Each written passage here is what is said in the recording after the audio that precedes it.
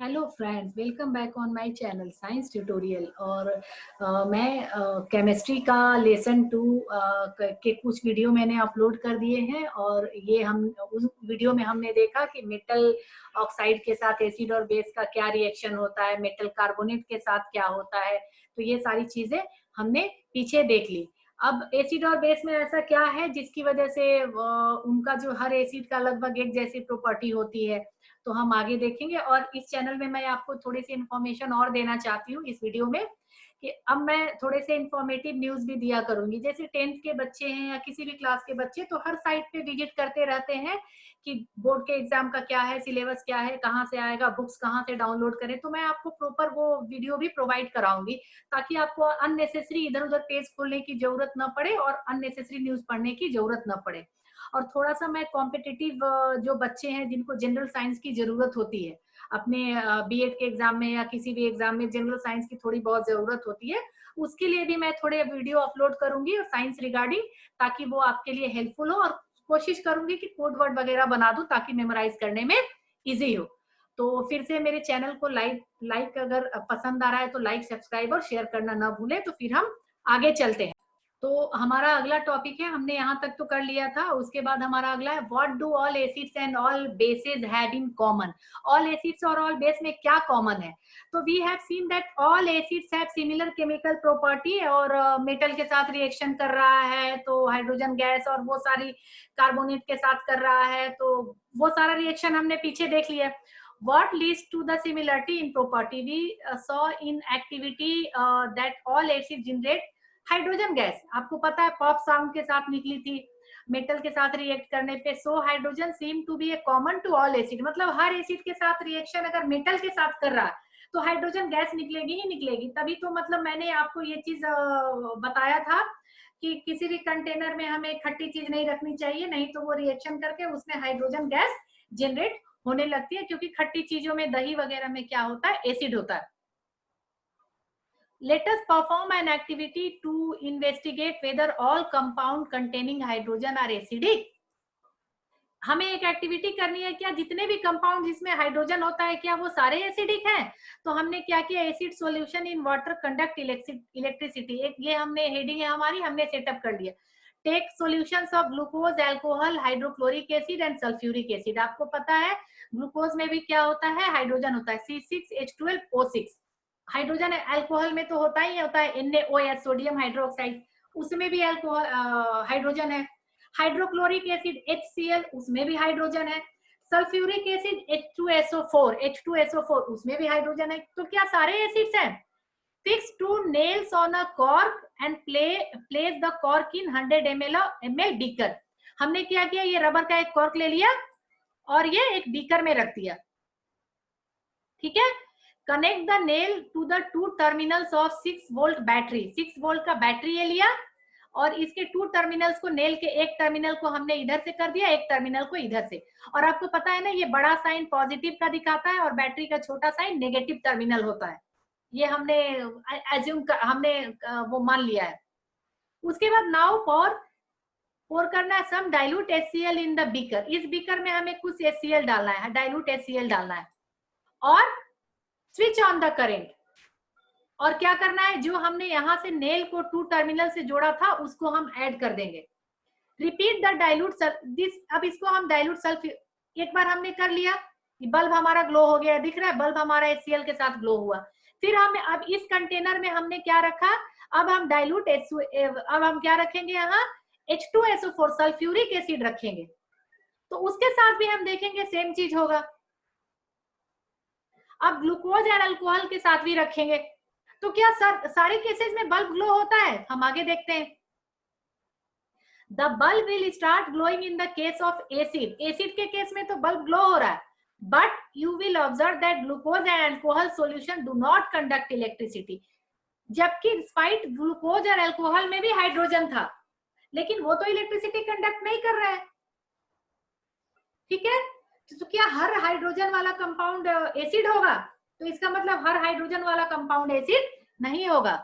तो आपका ये है, the glucose and alcohol solution do not conduct electricity. ये तो इलेक्ट्रिसिटी कंडक्ट नहीं करते हैं। Glowing of the bulb indicate that there is a flow of electric current, जब बल्ब ग्लो कर रहा है इसका मतलब कि इलेक्ट्रिक करंट हमारा फ्लो कर रहा है। The electric current is carried through the acidic solution bye ions. Electric current किसकी तरह हो रहा है? आयन की वजह से। इसका मतलब जब भी हम एसिड का कोई सॉल्यूशन बनाते हैं तो वो आयन में ब्रेक होता है। आयन दो तरह के होते हैं, कटायन और अनायन। कटायन जो पॉजिटिव आयन होता है, जो कट जाता है, पॉजिटिव आयन मैंने डेमोन्स्ट्रेशन सेशन में दिखाया है। अनायन जिसमें एक एक्स्ट्रा इलेक्ट्रॉन आ जाता है, जैसे क्लोराइड था हमारा। Acid contain H plus ion as cation. Cation मैंने बोला कि जिसमें पॉजिटिव साइन है, H प्लस कटायन है, and anion such as Cl, chloride ion in HCl। HCl में कटायन क्या है हमारा? H प्लस, और Cl ब्रेक हो गया। HCl जब हमने डाला सॉल्यूशन बना के तो वहां पे H अलग निकल गया और Cl अलग निकल गया, क्लोराइड अलग निकल गया। कटायन और अनायन बन गए, दो ब्रेक डाउन हो गए। ठीक है, अब HNO3 में H प्लस निकला और NO3 माइनस निकला, इसमें भी H प्लस कटायन निकला और NO3 माइनस एनायन निकला। SO4 में फिर H प्लस कटायन निकला और ये एनायन निकला। ठीक है, और CH3COO में क्या निकला? ये आपका निकला अनायन, CH3COO माइनस अनायन है और कटायन आपका H प्लस है। Since the cation present in acid is H plus. आपने देखा अनायन तो हर में चेंज हो रहा है पर कटायन एक ही है, H ही निकल रहा है हर में। This suggests that acid produce hydrogen ion. इसका मतलब यह है कि हर एसिड में हाइड्रोजन आयन निकल रहा है, NaOH में हाइड्रोजन आयन नहीं निकल रहा होगा। और यही हाइड्रोजन आयन जो है एसिडिक प्रॉपर्टी के लिए रिस्पॉन्सिबल है। यही हाइड्रोजन आयन आपका क्या है? एसिडिक प्रॉपर्टी के लिए रिस्पॉन्सिबल है। क्योंकि आपने देखा ना, अनायन तो सब में चेंज हो रहा है, नेगेटिव वाले सब में चेंज हो रहा है। CH3COO माइनस हो गया, H2SO4 में SO4 2 माइनस ऊपर लग गया, लेकिन कटायन हमारा हाइड्रोजन ही है, सेम है, एक हाइड्रोजन ही निकल रहा है, तो हाइड्रोजन रिस्पॉन्सिबल है। मतलब repeat the same activity with alkali such as sodium hydroxide, calcium hydroxide. हम अल्कली किसको बोलते हैं? बेस को। ठीक है, ठीक है, तो इसको हम सोडियम हाइड्रोक्साइड और कैल्शियम हाइड्रोक्साइड के साथ रिपीट करेंगे, तब हमें क्या मिलेगा एक्टिविटी, ये अभी नहीं दिखाया गया। What happened to an acid or base in water solution? Water solution में एसिड और बेस का क्या होता है? इस हाइड्रोक्साइड में H प्लस आयन नहीं निकलता है। कौन सा आयन निकलता है हाइड्रोक्साइड में? मैं आपको दिखाती हूँ। हाइड्रोक्साइड में निकलता है आपको OH। O मैं ड्रॉ नहीं कर पा रही, OH माइनस। ठीक है, आपने देखा है, जैसे ये आपका सोडियम हाइड्रोक्साइड है तो सोडियम प्लस निकलेगा Na प्लस और हाइड्रोक्साइड OH माइनस निकलेगा। बेस में OH माइनस निकलता है, एसिड में H प्लस। तो डू ऑल एसिड, ये आपका है, do acid produces ion only in aqueous solution. हम देखेंगे क्या एसिड एक्वस सॉल्यूशन में ही आयन प्रोड्यूस करता है। उसके लिए एक एक्टिविटी है, take about 1 gram solid sodium chloride. हम सॉलिड सोडियम क्लोराइड मतलब नमक ले लेंगे 1 ग्राम का, टेस्ट ट्यूब में लेंगे और सेटअप द एपरेटस एज ऐसे एपरेटस को हमने सेट किया, सोडियम क्लोराइड डाला। Add some concentrated sulphuric acid to test tube. हमने इसमें क्या डाला? कंसंट्रेटेड, कॉन्क, डाइल्यूट नहीं, कॉन्क स्ट्रॉन्ग वाला H2SO4 डाला। तो हमने क्या देखा? What do you observe? Is there gas coming out of the delivery tube? ठीक है, test the gas evolved successively with dry and wet blue litmus paper। ये एक्टिविटी है जो कि हमें लैब में करनी है और ये हम शायद यहाँ इसको करके परफॉर्म नहीं कर सकते हैं। In which case does the litmus paper change color? On the basis of above activity, what do you infer about the acidic character of dry HCl gas and HCl solution? ठीक है, तो ये HCl gas का एक तरह से preparation है। If the climate is very humid, you will have to pass the gas produced through a guard tube, drying tube containing calcium chloride to dry gas। ये एक्टिविटी है और ये एक्टिविटी जो है हम इसका कंक्लूजन तो निकाल सकते हैं, बट इस एक्टिविटी को हम यहाँ नहीं दिखा सकते। This experiment suggest that hydrogen ion in HCl as produced in the presence of water। अगर ड्राई कंडीशन में है तो हाइड्रोजन आयन नहीं निकलेगा, जब एक्वस में होगा तभी हाइड्रोजन आयन निकलेगा। ठीक है, आपने देखा कि कैसे हाइड्रोजन आयन, ये हाइड्रोजन आयन निकलने का होगा, एक में इन्होंने ड्राई किया होगा और एक में वाटर डाल के। इसके बाद HCl में जब वाटर मिलाते हैं तो क्या मिलता है, H3O+, यही आपका हाइड्रोजन आयन है। क्योंकि हाइड्रोजन आयन एग्जिस्ट नहीं कर पाता है तो वो हाइड्रोनियम आयन में इस फॉर्म में लिखा जाता है। किस में लिखा जाता है, इस फॉर्म में लिखा जाता है H3O+। ये है तो H+ ही, बट वो H2O और H+ मिला के जो है H3O+ बना लेते हैं कंबाइन करके, पर उसको हाइड्रोजन आयन ही बोलेंगे हम। Hydrogen ion cannot exist alone, but they exist after combining with water molecules. That hydrogen ion must always be shown as H+ aqueous और हाइड्रोनियम आयन। या तो हम इसको H+ aqueous लिखेंगे तो इसका मतलब कि वो वाटर के साथ पहले से मिल चुका है, या तो हम ऐसे लिखें, या तो हाइड्रोनियम आयन लिख देंगे तो इसका मतलब समझ में आ गया कि H+ आयन जो है डिसॉल्व है, एक्वस में है, तो ऑलरेडी वो वाटर से मिल चुका है, क्योंकि वो H+ आयन में एग्जिस्ट नहीं कर पाता है। ठीक है, तो इसको ऐसे बोलेंगे। H+ हमने देखा कैसे ये बना, और प्लस H2O, ये बना H3O+, हाइड्रोनियम आयन बन गया क्योंकि ये सिंगल एग्जिस्ट नहीं कर पाता है। We have seen that acid gives H3O ion or H+ aqueous ion in water. Let us what happen when a base is dissolved in water? जब बेस को डिसॉल्व करते हैं तो हमें Na+, ये कटायन मिल गया Na+, और अनायन OH-। आपको पता है एसिड में H+ हमारा कटायन था, H+ हमारा कटायन मिला था जो प्रॉपर्टी के लिए रिस्पॉन्सिबल है, पर बेस में OH हाइड्रोक्साइड जो है वो अनायन के फॉर्म में मिल रहा है, जो बेस की प्रॉपर्टी के लिए इंपॉर्टेंट है।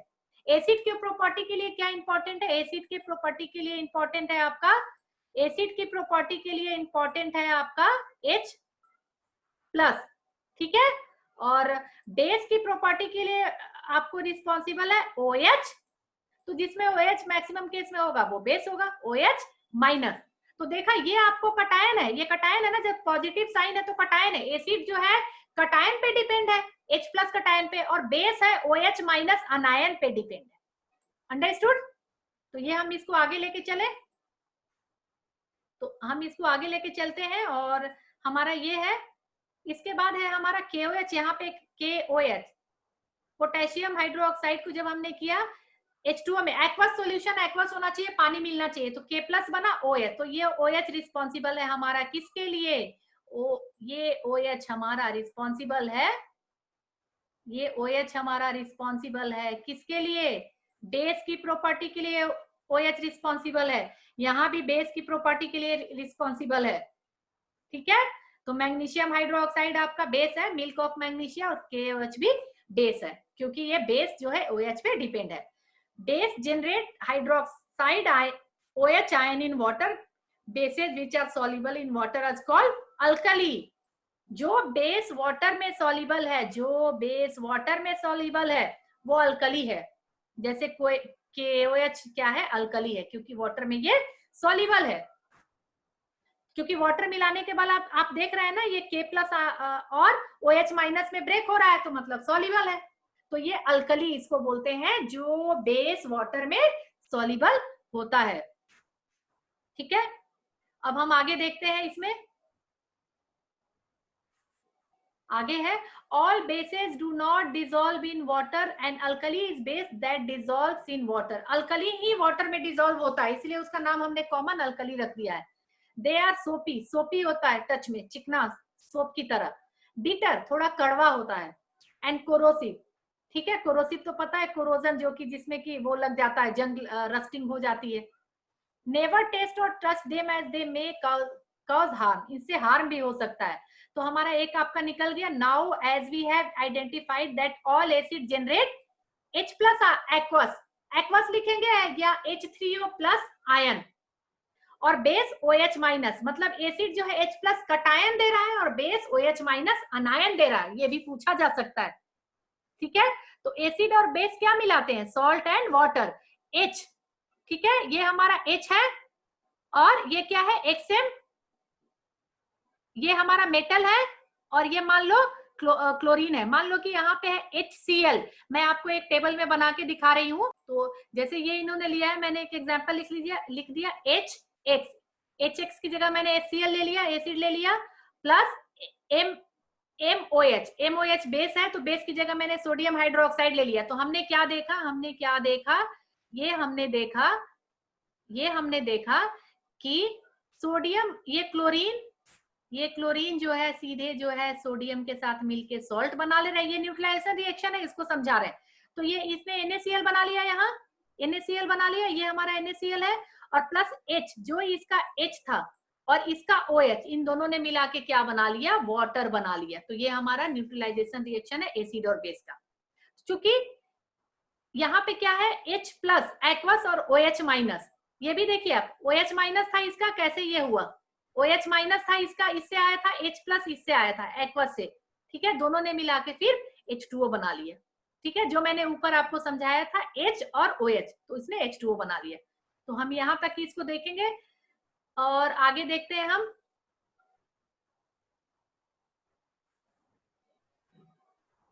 आगे देख रहे हैं हम इसको, वार्निंग साइन डिस्प्ले, ये एसिड जो है कॉन्क एसिड में वार्निंग साइन होता है, क्योंकि उससे हाथ भी जल जाता है। आजकल तो काफी लोग एसिड अटैक भी करते थे, क्योंकि वो बहुत हार्मफुल होता है और पूरे फेस को बिगाड़ सकता है।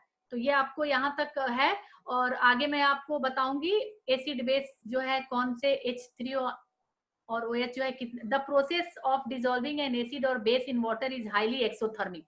और ये बहुत एक्सोथर्मिक, हीट बहुत निकलता है। जब एसिड और बेस को हम डालेंगे तो बहुत ध्यान से करना पड़ता है, बहुत हीट निकलता है। Care must be taken while mixing conc nitric acid and sulphuric acid. Conc nitric acid और सल्फ्यूरिक एसिड को जब हम मिक्स करते हैं, ठीक है, तो बहुत ज्यादा केयर करना पड़ता है, ठीक है। जब एसिड और बेस उसको किसी बेस के साथ मिक्स करते हैं तो बहुत केयर है। The acid must always be added slowly to water. Acid को वाटर में स्लोली ऐड करना चाहिए। If water is added to a conc acid, अगर पहले हमने एसिड ले लिया फिर वाटर ऐड करेंगे तो बहुत ज्यादा ब्लास्ट हो सकता है। तो पहले हमने क्या लिया, the acid must always be added slowly to water. Water लिया और धीरे धीरे धीरे धीरे हमने उसमें एसिड डालना शुरू किया। और if water is added to a conc acid, अगर हमने पहले से ही एसिड लिया अब वाटर डाल रहे हैं तो वो ब्लास्ट हो जाएगा, क्योंकि हमने एसिड बहुत ज्यादा ले रखा है, धीरे धीरे वाटर डाल रहे हैं। तो हम उल्टा करेंगे, हम पहले वाटर लेंगे फिर धीरे धीरे एसिड डालेंगे। और if water is added to conc acid the heat generated may cause mixture of splash out the cause Burns.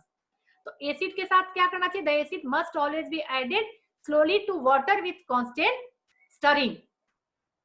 हमें पानी के ऊपर एसिड डालना चाहिए, एसिड लेके वाटर नहीं ऐड करना चाहिए। इसके बाद है द ग्लास कंटेनर में also break due to excessive local heating, ठीक है, इसलिए ये वार्निंग साइन दिया गया। मिक्सिंग ऑफ एन एसिड और base with water result in decrease in the concentration of ion. अब इसको समझाने के लिए मैं अपना अगला वीडियो लेके आऊंगी, ठीक है, ये मैं आपको अगले वीडियो में बताऊंगी, क्योंकि ये वीडियो बहुत लेंदी हो जाएगा। ये आपको आयन का बहुत इंपॉर्टेंट है, इसको हम देखेंगे पीएच वैल्यू वगैरह में।